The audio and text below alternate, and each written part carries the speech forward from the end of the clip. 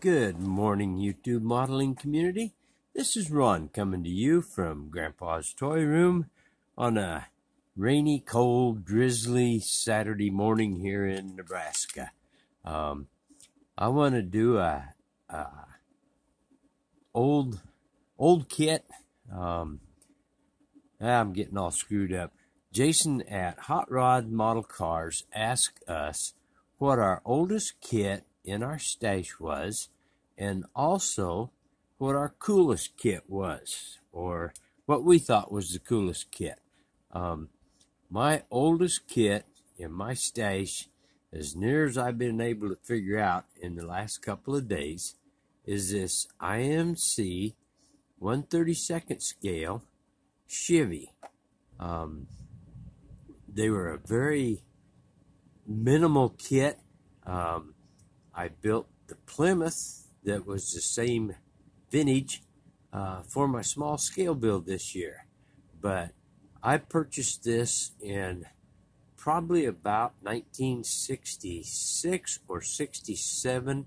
I think Rick Zink actually told me what year these came out, but I used to buy these bodies for my 1/32 scale slot cars. I had a big slot car track here in my house that I had built that was 1/32 and 1/24 scale cars. So this one is actually my oldest kit that I have in my stash that is not built.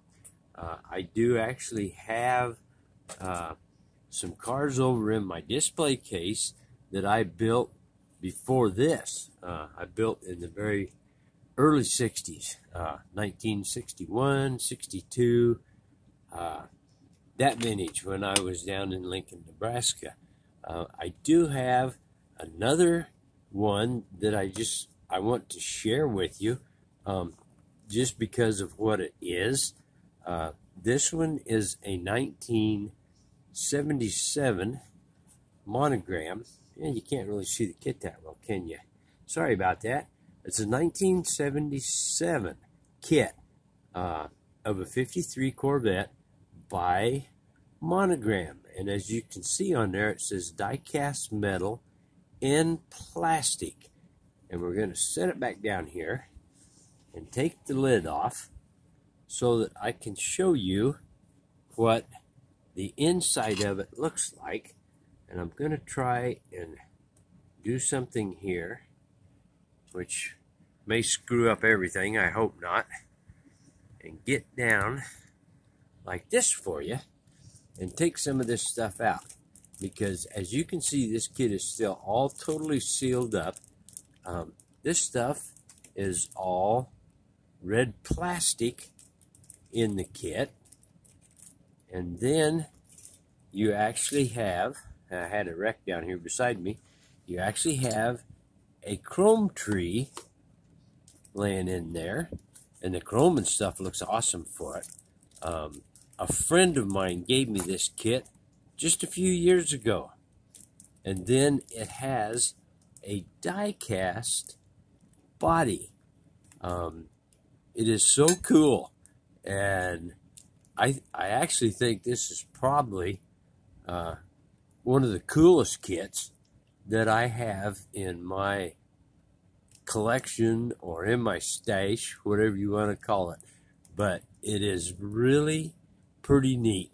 I put the body in the plastic bag and sealed it when I first got it from him so that the metal wouldn't screw up any of the other plastic in it.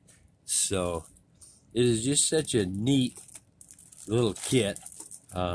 I may never build it, probably won't actually, but it's awesome to have it in my collection. And then the other one that I have is a really super old one also, and I have had this for I have no idea how many years that this has been in my stash down here in my model room. I have lived in this house since 1969, so you can kind of figure out how much stuff I have added around me.